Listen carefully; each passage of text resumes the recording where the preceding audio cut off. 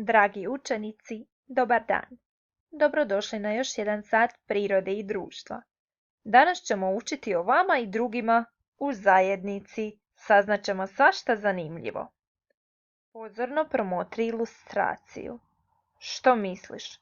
Kojoj školskoj skupini pripadaju učenici i učenice? Oni pripadaju ekološkoj skupini.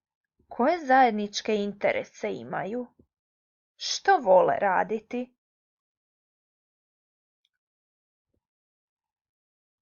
Tako je.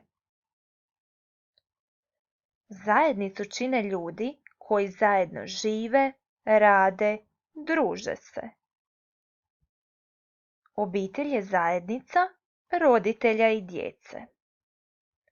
Zajednica kojoj i ti pripadaš je razred. Razred je zajednica u kojoj su učenice i učenici te učiteljica ili učitelj. Što oni zajedno rade u razredu? Tako je.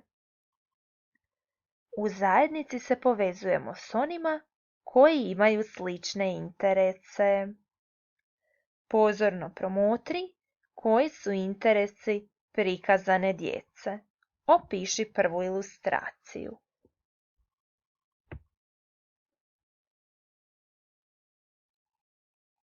Opiši drugu ilustraciju.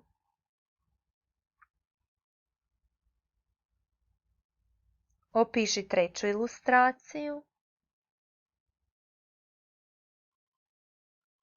Koji su interesi ove djece?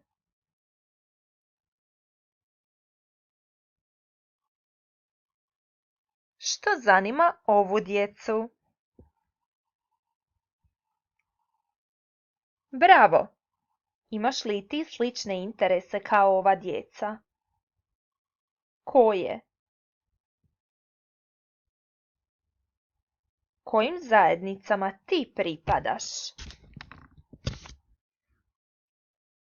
Pripadaš li možda sportskoj zajednici, glazbenoj zajednici, istraživačkoj zajednici, ekološkoj zajednici ili nekoj drugoj?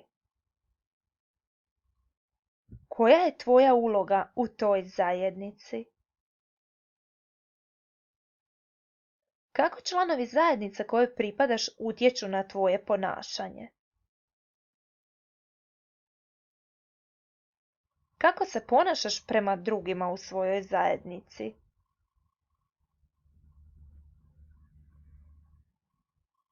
Ne zaboravi, svi članovi zajednice jednako su vrijedni. Članovi zajednice pristojno se ponašaju i jedni prema drugima. Što je od ovoga pristojno ponašanje? Tako je pristojno pozdravljanje, odnosno rukovanje. Zašto je ovo nepristojno, neprimjereno ponašanje?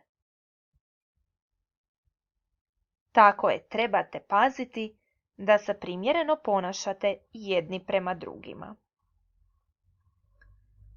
Rekli smo da su svi članovi zajednice jednako vrijedni. Svi članovi zajednice trebaju se poštovati i međusobno si pomagati. Čovjek živi u zajednici s drugima. Živi u obitelji, odlazi u dječji vrtić, školu, živi u gradu ili na selu. Živi u istoj državi. Pripada određenoj skupini. Ide u određeni razred. Član je neke udruge. Bavi se izvannastavnom aktivnošću ili je član kluba. Kojim sve zajednicama ti pripadaš? Odaberi od ponuđenoga. Pripadaš li možda još nekoj zajednici? Bravo! Sada otvori svoju bilježnicu. Nacrtaj aktivnost zajednice u kojoj voliš provoditi slobodno vrijeme. Sretno! Hvala na pozornosti. Doviđenja!